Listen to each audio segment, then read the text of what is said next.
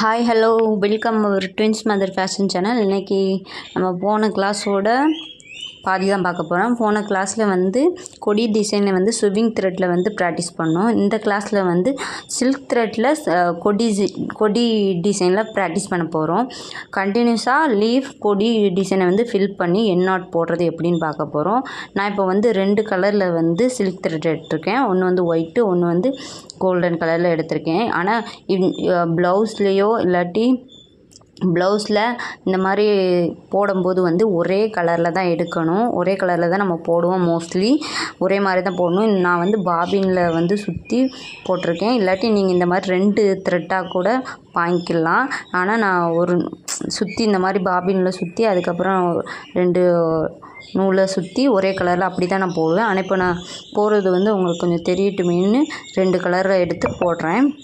நம்ம வந்து ஸ்டார்டிங்கில் 2 நூல் ஒரே கலரில் வாங்க மாட்டோம் ப்ராக்டிஸ்க்காக. அதே மாதிரி அதனாப்பில் இந்த மாதிரி பாபின் கேஸில் வந்து நூலை வந்து சுற்றி வச்சுக்கோங்க.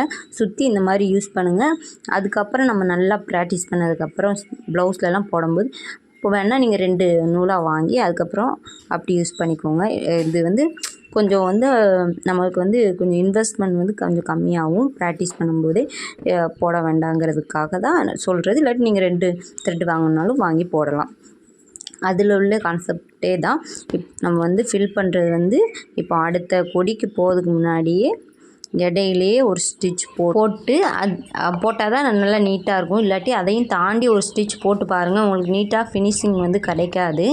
நம்ம வந்து இப்போ கொடி வந்து கரெக்டாக ஃபில் பண்ணி லீஃபையும் நான் சொன்ன மாதிரி ஃபில் பண்ணி பாருங்கள். உங்களுக்கு வந்து ஃபினிஷிங் வந்து அழகாக தெரியும். நான் கேமரா வந்து ஜூம் பண்ணி காட்டியிருக்கேன். அதை வந்து தெளிவாக பார்த்து நீங்கள் போட்டு பாருங்கள். சில்க் த்ரெட்டில் வந்து கட் ஆகிட்டே இருக்கும் நூல். ஆனால் அப்போ பொறுமையாக போடுங்க.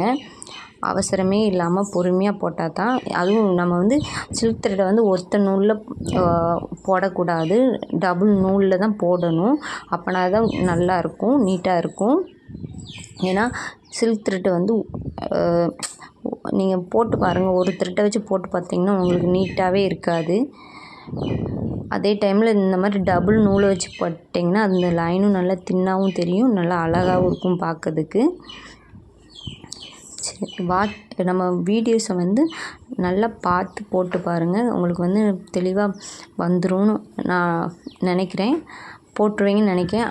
என் வீடியோ நான் சொல்கிறது வந்து உங்களுக்கு புரிஞ்சிச்சுன்னா கமெண்ட்ஸ் பண்ணுங்கள். பிடிச்சிருக்கு இந்த மாதிரி ஏதாவது சொல்லுங்கள். எனக்கு அது வந்து கொஞ்சம் மோட்டிவேஷனாக இருக்கும் வீடியோ அடுத்தடுத்து போடுறதுக்கு.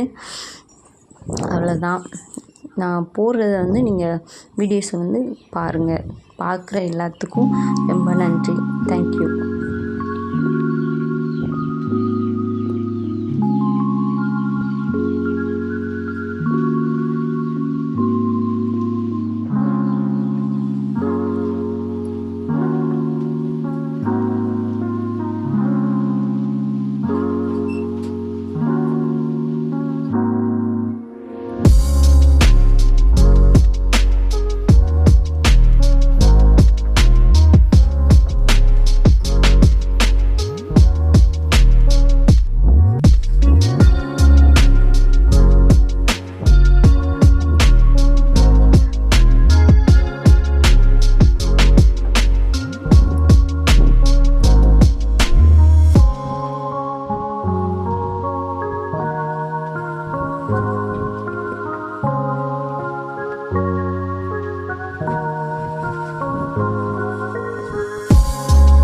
அவ்வளோதான். கொடி டிசைனை வந்து ஃபினிஷ் பண்ணிட்டோம். ஸ்விவிங் த்ரெட்டில் எப்படி போடலான்னு பார்த்தோம், சில்க் த்ரெட்லேயும் எப்படி போடலான்னு பார்த்தோம். நம்மளுக்கு வந்து நீட்டாக எப்படி போடுறதுங்கிறதையும் பார்த்தோம். அவ்வளோதான். தேங்க்யூ.